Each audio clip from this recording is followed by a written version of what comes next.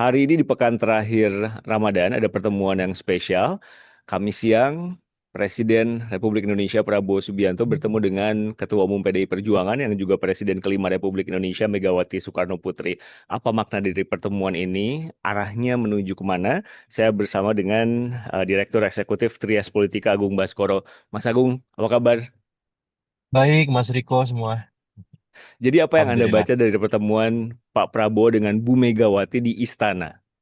Iya, secara personal memang pertemuan ini kita tunggu-tunggu karena sebelumnya sudah ada pertemuan antara Presiden Prabowo dengan ex-presiden dan ex-wakil presiden. Hanya saja pada saat itu Ibu Mega berhalangan untuk hadir. Saya kira pertemuan hari ini bisa menjawab ya keraguan ataupun keinginan publik melihat Presiden Prabowo menyambut Ibu Mega bersama dengan presiden-presiden ya sebelumnya di istana dan harapannya ini bisa membuat komunikasi, koordinasi maupun sinkronisasi kerja antara pemerintah dengan Ibu Mega selama ini mewakili PDIP bisa lebih sinergis ya, sebagaimana peran PDIP sebagai penyeimbang, Mas Riko, mitra kritis dan mitra strategis. Yang kedua, secara institusional juga ini menegaskan arah politik presiden ya dalam mazhabnya rangkulisme, merangkul lawan maupun kawan secara konsisten, ya terlepas berbeda sangat keras karena kita tahu beberapa waktu terakhir Ibu Mega banyak menyoroti soal BOP, soal MBG, ya soal-soal kebangsaan, kenegaraan lainnya, tapi di saat yang sama hal-hal semacam itu dipahami oleh Presiden Prabowo di atas segalanya karena untuk kepentingan bangsa, apalagi di tengah situasi geopolitik, geostrategis yang penuh dengan ketidakpastian. Sehingga ini patut kita apresiasi dan harapannya bisa dicontoh elit politik yang lain bahwa sekelas Presiden Prabowo saja itu bisa menanggalkan segala macam perbedaan dan harapannya ini bisa menjadi teladan bagi elit politik kita. Seperti itu Mas sebagai pengantar. Kalau dari sisi Pak Prabowo, Ya, hubungan dengan Bu Megawati ini kan seperti yang tadi Anda bilang, ada dinamikanya gitu. Eh, ya. Menurut Anda arahnya akan kemana? Iya, pasang surut relasi antara Presiden Prabowo dengan Ibu Mega ini memang selalu terjadi, tapi itu semua karena sikap politik. Tapi secara personal, keduanya sangat baik ya relasi itu. Dan berapa kali kita lihat ada saling balas membalas kunjungan, saling balas berbalas pantun, baik ketika Ibu Mega berulang tahun, baik ketika Pak Prabowo butuh masukan dan saran dari Ibu Mega ketika misalkan demo besar kemarin semacam itu di tahun lalu Agustus itu. Jadi saya melihat memang kedua tokoh ini punya relasi personal yang bagus, tapi ketika secara institusional mereka berbeda sikap politik, ya itu sah-sah saja dan bagus buat rakyat Indonesia karena kita punya alternatif perspektif, pikiran, pandangan, kebijakan merespon segala sesuatu. Terlepas check and balances hari ini tidak berjalan dengan optimal karena pemerintah berhasil mengkonsolidasikan kekuasaan di parlemen hingga 81%, tapi yang jelas peran PDIP hari ini di pentas politik nasional cukup signifikan dan dibutuhkan oleh bangsa kita dan arahnya, ya saya berharap peran-peran PDIP sebagai mitra kritis dan mitra strategis itu tetap berjalan seoptimalnya. Bahkan bila perlu mitra kritisnya diperkuat, Mas Riko. Supaya apa? Supaya objektivitas pemerintah menjalankan pemerintahan secara profesional, proporsional itu tetap terjaga seperti itu. Anda tadi melihat ini adalah salah satu cara Pak Prabowo untuk merangkul. PDIP ini kan tidak berada di dalam Sis. pemerintahan. Anda juga sempat Iya, menyinggung soal seorang negarawan. Elaborasi lebih banyak di situ, Mas Agung. iya, kenegarawan ini kita butuhkan karena ya hari ini tokoh yang bisa mempersatukan elit politik, ex-presiden, ex-wakil presiden dalam catatan saya hanya Presiden Prabowo ya. Karena Presiden Prabowo ini bisa berkomunikasi dengan siapapun. Itu berbanding terbalik misalkan kita ambil contoh dengan Pak Jokowi yang kemudian ketika berkomunikasi dengan Ibu Mega akan sangat-sangat sulit ya. Dengan Pak SBY pun Pak Jokowi juga punya beberapa cerita yang belum tuntas semacam itu. Bagaimana dengan Pak SBY? Pak SBY juga tidak sebaik Pak Prabowo karena dengan Ibu Mega juga ada masalah yang belum tuntas. Dengan Pak Jokowi ya tadi ya ada cerita yang belum selesai karena di masa Pak Jokowi memang sempat terjadi ya peristiwa ya, hampir diambil alihnya Partai Demokrat semacam itu. Jadi saya melihat Presiden Prabowo bisa menjadi jembatan mempersatukan seluruh ex-presiden yang ada di Republik ini, bahkan seluruh pemimpin-pemimpin elit politik kita gitu. Dan ini yang kita butuhkan di tengah geopolitik geostrategis yang tidak pasti, sikap kenegarawanan, sikap statement ya yang memang bisa merangkul semua, yang bisa menjadi penghubung bagi siapapun dan harapannya ini bisa menjadi modal yang baik ya, pemerintah menjalankan peran-peran strategisnya sehingga bisa menerima masukan dari kubu yang berseberangan maupun kubu yang ada di dalam pemerintah. Dan ini sangat baik buat masyarakat kita dan harapannya semua tokoh yang di dalam dan di luar memainkan perannya. Dan pemerintah, Presiden Prabowo hari ini harus mendukung itu semua. Walaupun tidak sepakat, tidak sependapat, apalagi kalau arahannya konstruktif, solutif, memberikan banyak masukan untuk pemerintah, ya harus didukung, harus diapresiasi, dan kita perkuat terus supaya kohesi sosial politik masyarakat kita tidak terganggu, tidak terguncang di tengah situasi global yang tidak pasti, Mas Riko. Seperti itu. Apakah ini jadi pintu masuk atau awal komunikasi Ya, menuju koalisi bagi PDIP dan juga pemerintahan sekarang?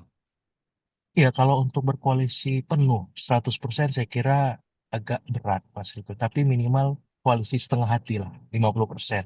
Kenapa istilahnya penyeimbang? Dia mitra kritis, tapi ada kata-kata mitra strategis.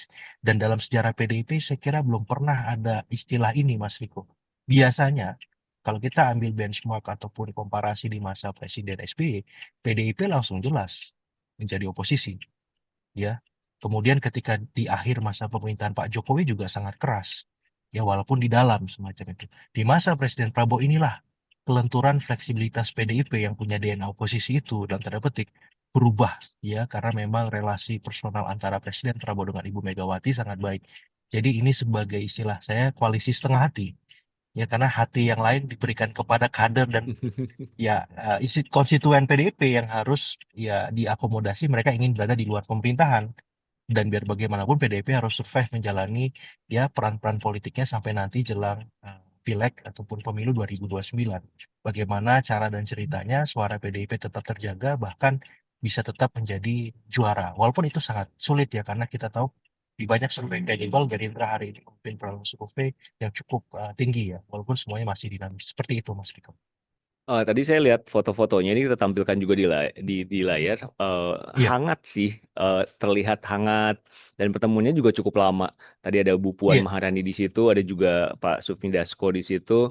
Eh, Kalau Anda melihatnya, ini kan Bu Mega yang ke istana menemui iya. Pak Prabowo. Eh, Siapa yang mengundang siapa itu tentu kalau dalam politik kan bisa menjadi sebuah arti tersendiri. Anda membacanya Iya. gimana kalau yang pertemuan seperti ini? Ya, kalau sekuensinya pertemuan sebelumnya ya, di mana Presiden Prabowo mengundang ex-presiden dan ex-wakil presiden, otomatis untuk konteks kali ini yang mengundang adalah Presiden Prabowo. Tapi ini akan berlanjut, Mas Riko.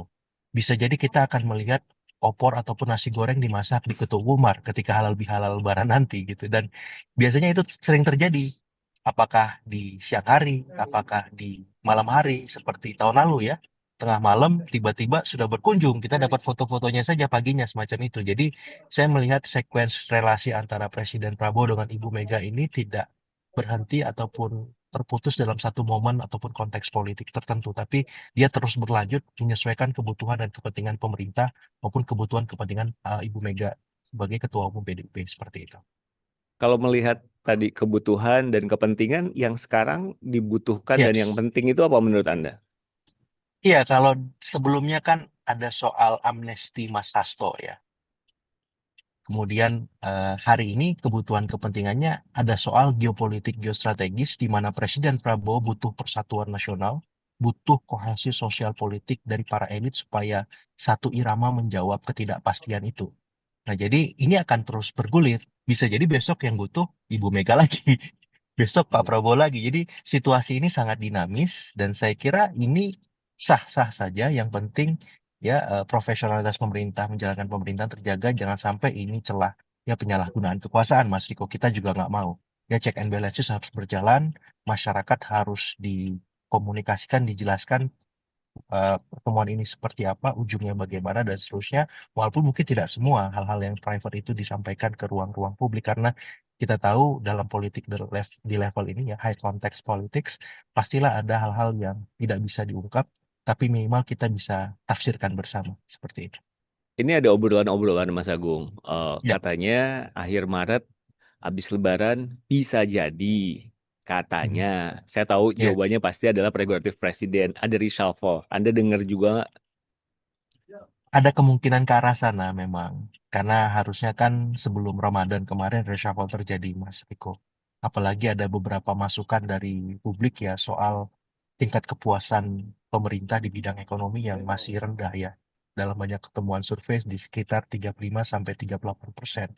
Gapnya sangat jauh dari total kepuasan publik pemerintah secara keseluruhan di angka 79,9 sampai 83% semacam itu. Jadi gap 35 ke 79 ini harus diatasi dan saya kira memang tidak menutup kemungkinan tim ekonomi presiden di reshuffle ya.